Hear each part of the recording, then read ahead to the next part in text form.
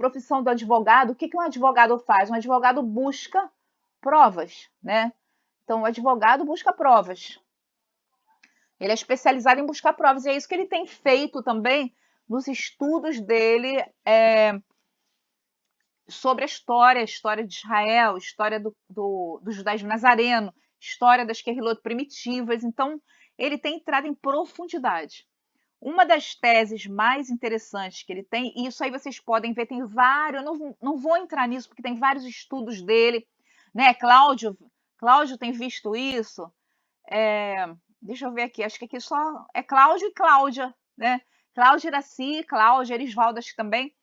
A Líria também deve ter visto, em que ele explica muito bem essa questão dos evangelhos terem sido escritos em aramaico, né? Eu achei assim, muito interessante. Ele explica o que é aramaico, de onde vem o aramaico, mas isso aí cabe a cada um. Cíntia, Fala. Não querendo te cortar, mas já te cortando, eu acho, porque eu já sabia que tivesse um pouquinho aramaico.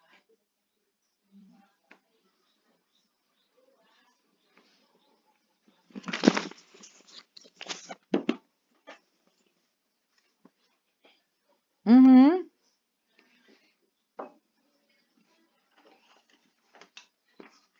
Uhum.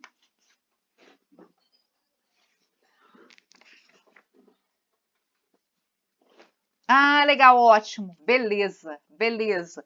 Mas, gente, eu creio que cada um de nós que está aqui pode acreditar, sem dúvida, de que, na verdade, as Bessorot foram escritas em aramaico. Qual é a vantagem disso? Né? A gente estudou isso lá atrás. As escrituras em aramaico, a Peshita que está chegando aqui para gente, ela não passou pela Septuaginta, que foi a tradução para a tradução grega, e ela não passou pela Vulgata, que foi a tradução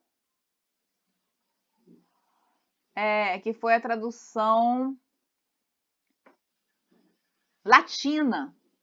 Então, ela é muito mais autêntica, muito mais direta, uma linguagem muito mais simples, uma linguagem muito mais direta.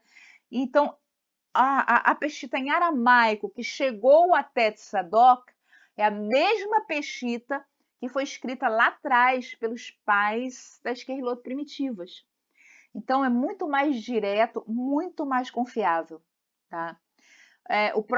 E tem várias provas, né? Uma das provas que eu achei muito interessante foi a questão do próprio Flávio Josefo, que foi uma pessoa extremamente erudita, uma pessoa muito culta, né? Mas que ele mesmo confessava a dificuldade que ele tinha com a língua grega. Se uma pessoa erudita e culta, como Flávio Josefo, o maior historiador da antiguidade, tinha dificuldade com o grego, imagina homens não tão letrados, como eram os discípulos, quanto a dificuldade que eles teriam, né? Além disso, o grego era uma língua, um idioma muito mal visto. Havia uma orientação tradicional judaica que não se aprendesse grego. Por quê? Por causa da questão histórica, né? Eu creio que todos vocês conhecem o relato dos livros do Macabeus, né? A festa de Hanukkah, em que foram os gregos, os seleucidas, né, de cultura grega, que aviltaram, que esculacharam Israel, sacrificando porco no altar, profanando o templo, etc. Então, eu acho que todo mundo entende que não havia exatamente uma simpatia muito grande pelo idioma grego, nem pela cultura grega. Ao contrário, os gregos é que vinham a Israel buscar, né? Porque havia uma grande curiosidade, né? Os gregos tinham uma grande curiosidade em relação a filosofias, em relação a espiritualidade também, a forma de pensamento. Os gregos é que vinham buscar em Israel. Então, eu creio que é consenso de todos nós que os evangelhos foram escritos em aramaico, que era a língua do povo da época, era a língua popular da época, né? Vocês lembram que na aula passada eu falei que qual era a língua litúrgica? Quem lembra? A Maria lembra. Abre o microfone aí, Maria. Hebraico? Hebraico, isso mesmo. A língua litúrgica era o hebraico e a língua coloquial era o aramaico, né? Que inclusive eu falei que o hebraico ele foi restaurado quando? Quem se lembra?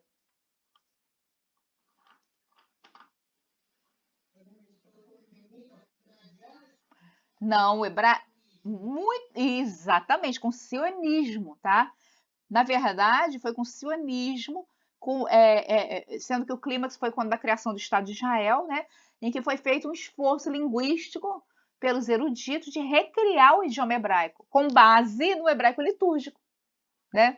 Então, eu creio que todo mundo que começa a estudar hebraico vê que, às vezes, uma palavra quer dizer um monte de coisa. Já reparou?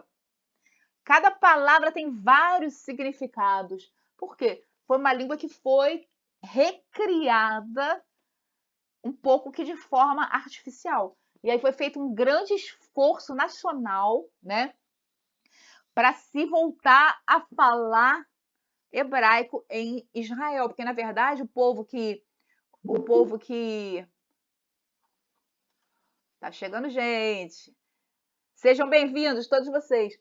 Na verdade, o povo que emigrava para Israel era o povo, né, de origem asquenazita e sefaradita, que falava, né, respectivamente, o ídis, que é um dialeto parecido com o alemão, e o ladino, que é um dialeto parecido entre o português e o espanhol, né? Se vocês quiserem ver como é ídis e ladino, coloca lá no YouTube, que vocês vão ver, são dois idiomas assim muito interessantes. Mas a maioria das pessoas, né, não falava hebraico. E aí foi feito um esforço, e hoje em dia, lá em Israel, ali o idioma falado por todos é o hebraico. Eles falam inglês também, né? O tempo que eu fiquei lá, eu me virei bem com inglês, que meu hebraico é bem básico, era bem básico, agora não é nem isso. Mas se você não fala, você vai esquecendo, né? Mas assim, todo mundo fala inglês, a não ser os russos, né? Que emigraram para Israel quando da queda da cortina de ferro, estão lá há menos tempo. Mas assim, no geral, todo mundo fala inglês e hebraico, né? Então, o hebraico foi restaurado bem posteriormente. Na época de Yeshua, o povo falava aramaico, era a língua falada em casa, né? Mas eu não quero entrar nesses detalhes, eu quero já entrar direto nos detalhes, na própria Bessorá de Matai, né? Então, relembrando, né, para quem não teve na aula passada, rapidinho, Bessorot são as 4 biografias de Yeshua, Yeshua HaMashiach, Yeshua o ungido, né? Yeshua o Messias, né? E, na verdade, existiram muitos evangelhos apócrifos. Eu passei no grupo, né? Vocês viram lá no grupo que eu coloquei o PDF com os links para cada evangelho apócrifo. Não sei se vocês tiveram tempo. Para mim, essa semana foi muito corrida. Você teve tempo, Cláudia, de dar uma passeada pelos apócrifos?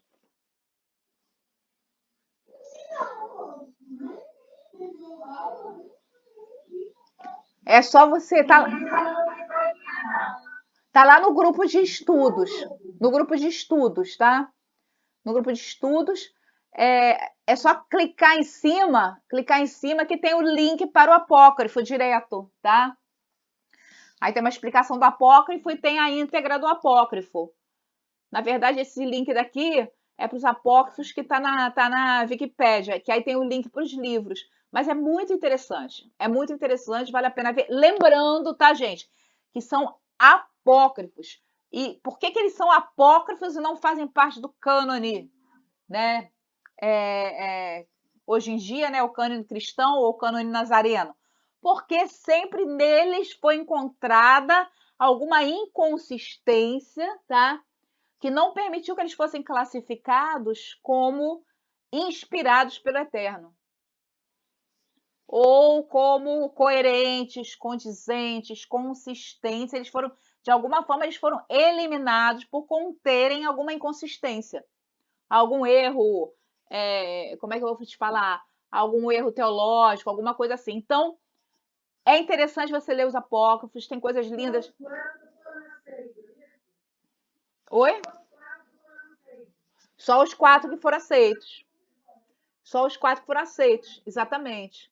Mateus, Marcos, Lucas e João. Só esses 4 é que foram escolhidos, mas tem vários, alguns escritos mais tarde, né?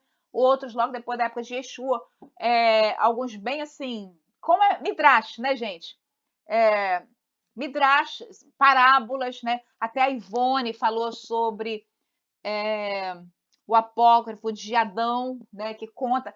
Gente, esse é maravilhoso. Não é um apócrifo dos evangelhos, mas é um apócrifo que vale a pena ler.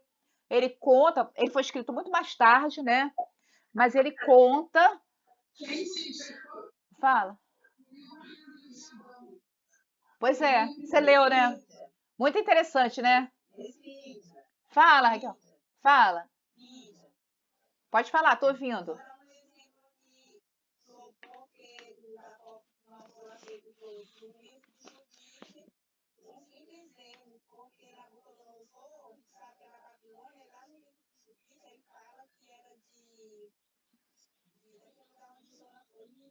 Uhum.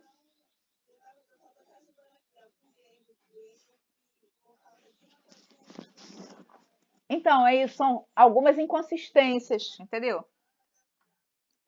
Algumas inconsistências. Ah,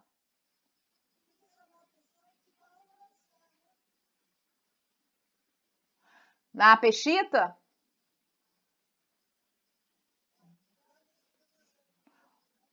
Não, mas na verdade Paulo não é evangelho. Paulo, ele nunca escreveu uma biografia de Yeshua, entendeu? O Paulo escreveu cartas. Na verdade, ele escreveu apenas cartas comentando, falando, instruindo as pessoas sobre como caminhar ou sobre Yeshua, mas não contando a vida dele, entendeu?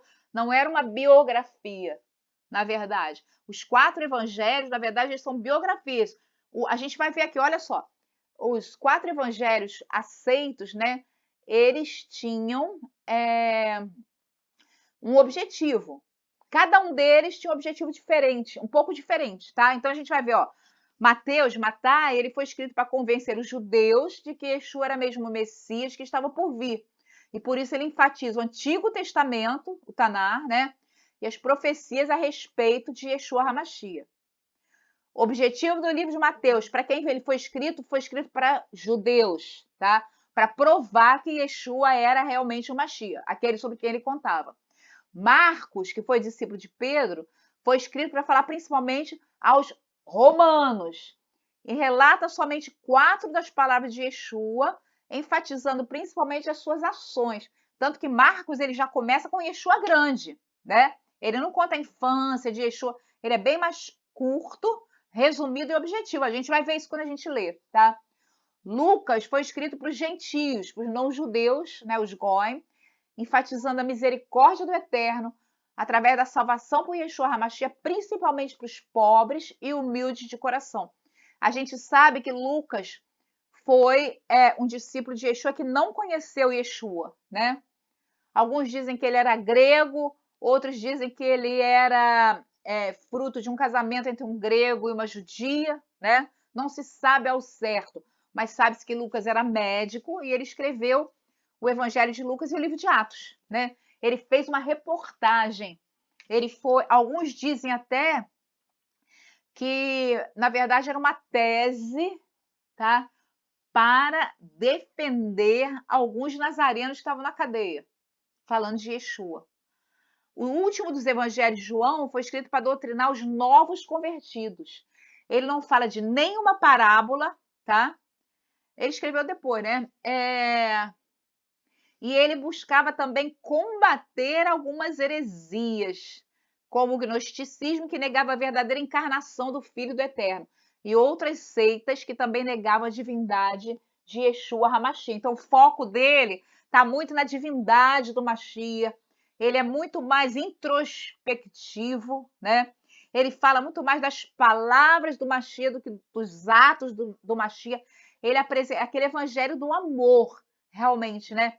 Ele apresenta Yeshua de uma maneira muito mais em nível Sod, no nível muito mais profundo de entendimento. Então, cada um, né?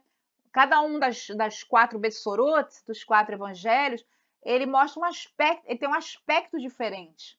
É uma coisa sutil, é uma coisa que a gente descobre só se a gente começar a prestar bem atenção, entendeu? Mas realmente eles têm objetivos diferentes e cada um carrega as características do seu autor. Você quer falar alguma coisa, Aline? Vocês estão tão quietos. Fala.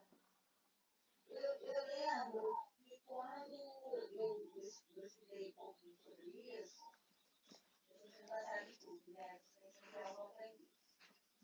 E quando os evangelhos foram escritos, ele descobriu, assim, os livros lá naquele lugar, porque ele não foi na morte, mas é o que daí ele foi formando. Aham.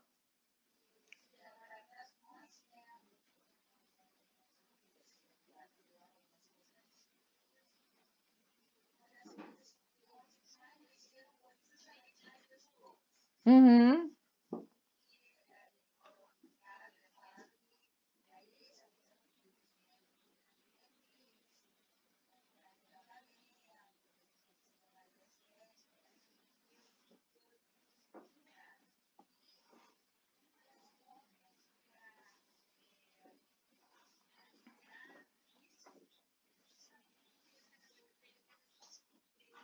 Uhum.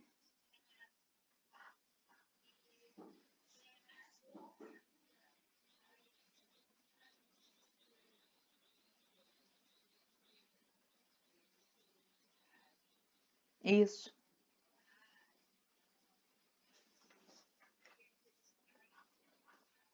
Uhum. Aham.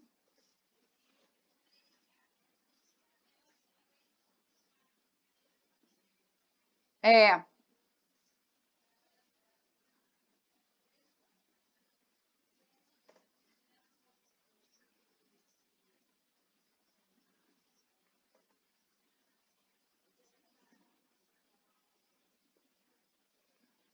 Aham.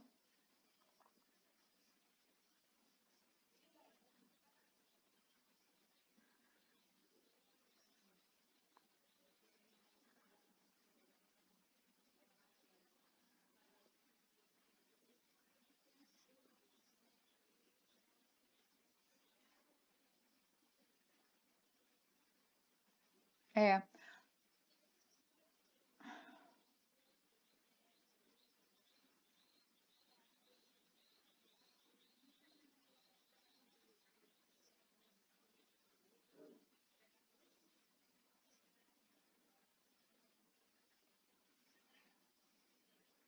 E é interessante que quando você vai lendo a Peshita, o Tzadok ele coloca, né, nas notas, né, porque no grego tem várias variantes de divergência, na Peshita não, é sempre a mesma palavra. Então as divergências estão no grego e não na Peshita. Então, na verdade, qual é o original? É aquele que não tem divergência, né? Então a Peshita é sempre o mesmo. Agora, em relação a isso, é o seguinte: o Tzadok ele fez só, por enquanto, né, só os 4 evangelhos. Ele está trabalhando no resto, né? Ele está trabalhando no resto porque existe a Peshita da Bíblia inteira, tá? Não apenas dos 4 evangelhos, mas da Bíblia inteira, tá? E aí ele explica assim, é muito legal porque à medida que. Aham, fala. Uhum,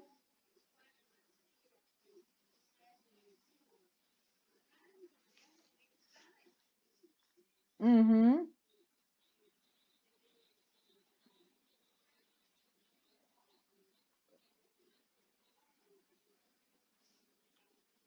Lucas foi o repórter.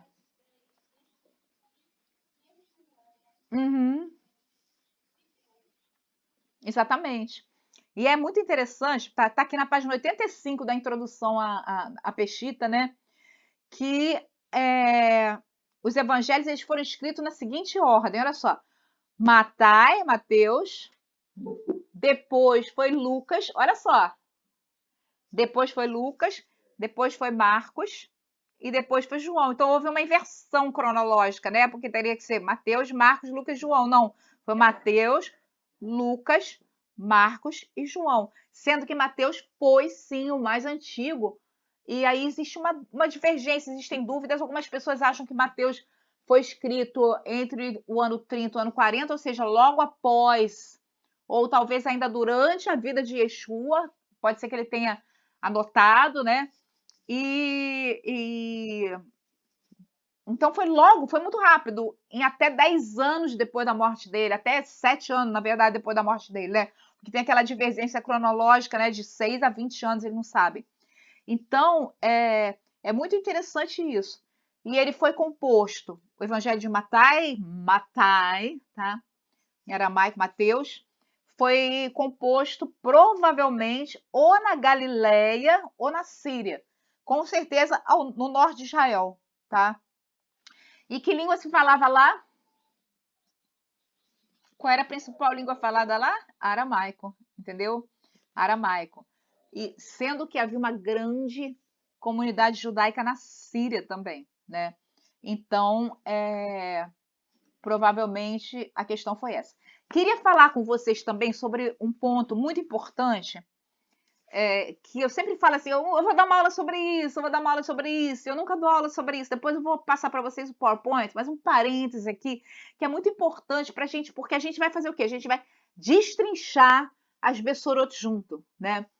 Então, o que é importante? É importante a gente entender os níveis de interpretação das escrituras, né? Ah, legal. Isso é muito importante, cara. Isso aí é muito importante a gente falar sobre isso. Aham. É muito legal isso. Aham.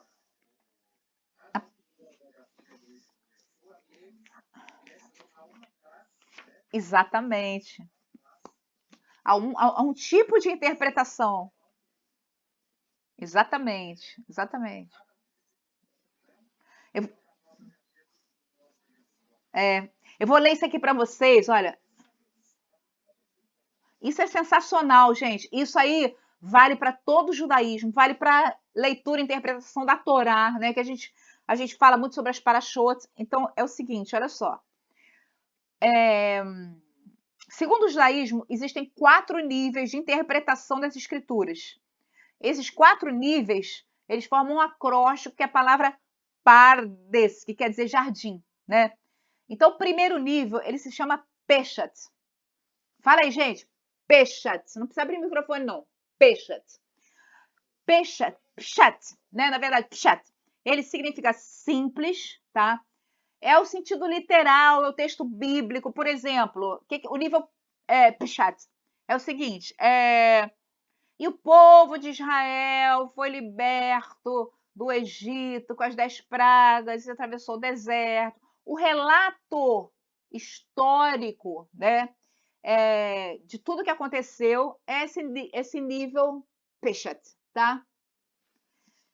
Então, simplesmente o texto bíblico, o relato, a forma mais simples de você interpretar as escrituras, levando-se em conta o seu significado reto, plano, elementar. É o nível mais baixo de entendimento das escrituras. Por exemplo, quando você ensina as escrituras para uma criança, você fala assim: vamos aprender a história de Moisés. Os egípcios queriam matar todos os meninos, ele foi colocado no cestinho, aí mostra o cestinho, né? Foi colocado no cestinho. Aí a princesa achou ele. Aí ele foi salvo, foi criado no palácio. Esse é o nível Peshat, tá? Nível mais simples, o mero relato bíblico. Peshat significa simples. Peshita, vem de Peshat. Peshita, simples, reto, direto, tá? O segundo nível. Oh, fala. Não, pode falar.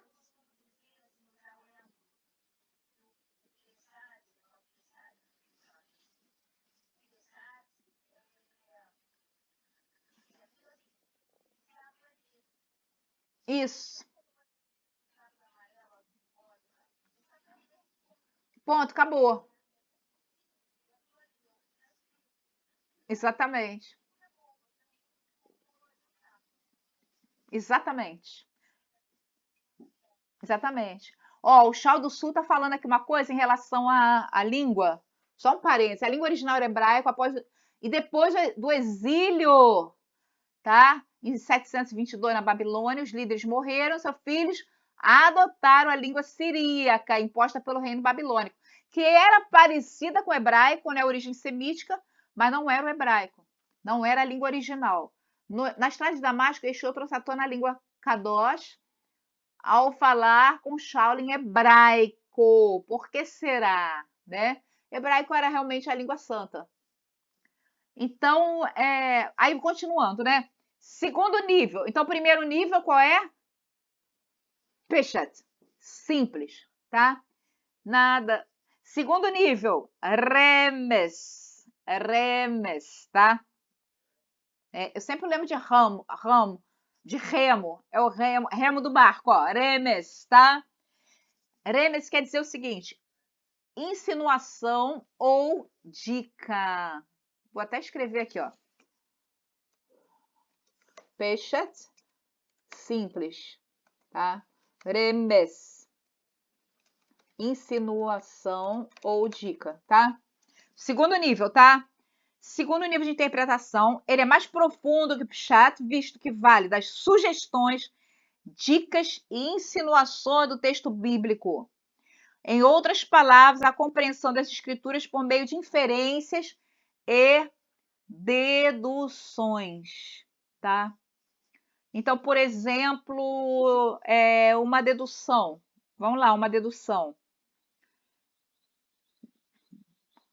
Eu posso dizer? Pode falar. Ali em Apocalipse, capítulo 7, versículo 3, nós encontramos uma dedução. Que o anjo falou que não ferisse a terra enquanto os escolhidos não fossem assinalados. E eu encontrei ali uma indução ali, assinalado na testa. Isso é um negócio muito profundo. Quer dizer, ali uma indução ali. Ó. Aí tá quase um sod, né? Quase um sod. É quase uma revelação, né? Mas vamos lá. Então, você deduz, por exemplo, deixa eu ver, uma dedução. Uma dedução em nível Remes, né? Moshe bateu na rocha, o Eterno ordenou que ele batesse na rocha a primeira vez e saiu água da rocha, certo? E sempre havia uma rocha acompanhando o povo de Israel no deserto, certo? Daí lá na Brita da Chá, a gente vê o Rav Shaul falando que a rocha, lá em Coríntios, que a rocha que acompanhava o povo de Israel no deserto era Mashiach, certo? Daí, qual é a dedução que a gente faz? A gente faz a dedução de que o fato de ele ter batido na rocha e não falado a rocha foi algo gravíssimo para os olhos do Eterno, a ponto de não deixá-lo entrar na terra prometida, porque aquela rocha era Mashiach. A gente deduz isso, tá? Agora vamos entrar mais fundo. A gente tem o nível Drash. Drash. Ó. E aí, qual palavra que você se lembra quando você fala de Drash? Procurar. É o Mi. Procurar perdida. É o Midrash. Né? Exatamente. Midrash, né? O que é um Midrash? Quem sabe o que é um Midrash?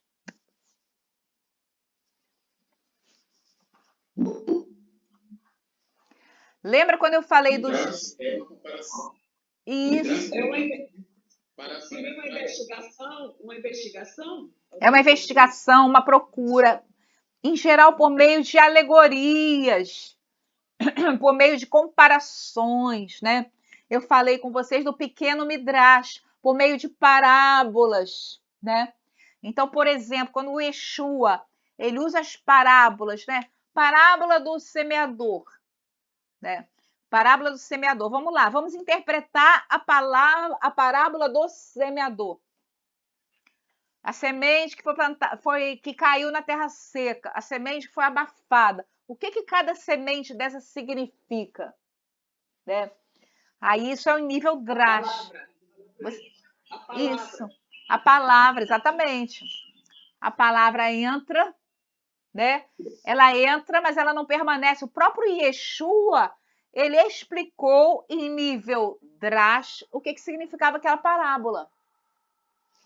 Fala aí, Aline, quer falar?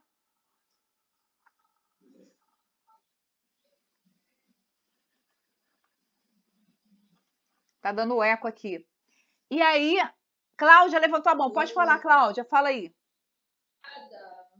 Eu escutei falar que parábola não é uma história, que foi um fato verdadeiro, que quando se conta uma parábola que foi um fato verdadeiro, positivo, isso, como o pobre Lázaro e o pobre no céu, que sempre é verdadeiro. Não, em geral não é verdadeiro, tá?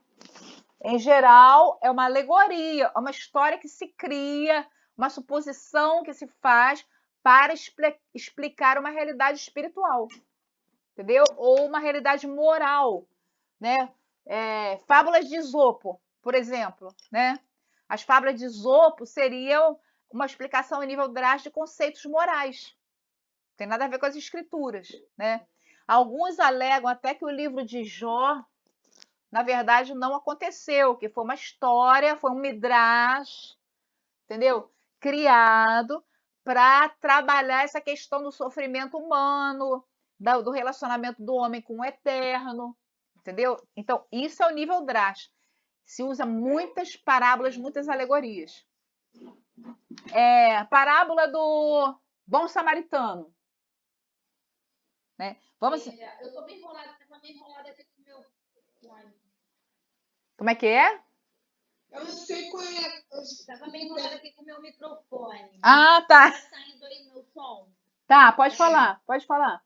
Esqueci não, o que tem. Tá saindo meu som?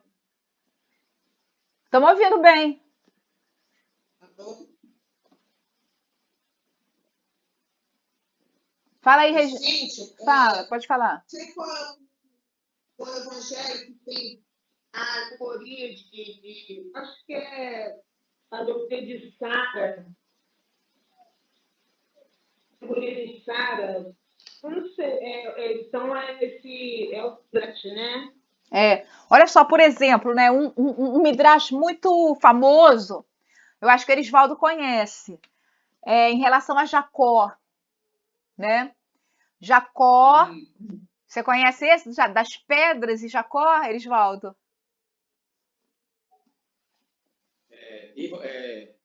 Agora sei, eu sei que ele pegou o midrash, o Eterno, quando ele parte de Padan Aram, quando ele sai de Beersheba para Padan Aram, no meio do caminho ele pega aquelas pedras e coloca debaixo de sua cabeça, né? Então, agora eu não estou aqui com a minha anotação aqui não. Vamos bom? Arvonei, né? Aí, veja bem, Jacó pegou os seus pensamentos e colocou em cima da pedra. Isso é o midrash, quer dizer, o Eterno só revela sonhos para quem pega os seus problemas e coloca na pedra da rocha, que é o Yeshua. Interessante isso, né? Interessante, olha só. Isso é um midrash. É claro que ele não pegou seus pensamentos e colocou na pedra, mas é uma imagem que é criada, entendeu? Uma alegoria que é criada para expressar uma realidade espiritual. Esse é o nível drash, tá? E o último nível que eu amo, que é riquíssimo, que é o nível... Ei, peraí. Tô abrindo coisa aqui que não era... O nível Sod. Sod quer dizer mistério, segredo, tá? Então você tem Peshat, o relato histórico, Remes, insinuação odica, Drash, investigação, procura, parábola. Vou colocar parábola aqui. Ah, não dá mais. E o Sod, que é o mistério, o segredo, é o nível revelado. Muitas vezes são revelações até individuais na sua vida. Por exemplo, quem nunca chegou para o Eterno e pediu ao Eterno assim, Eterno, me dá uma palavra, e abriu a Bíblia.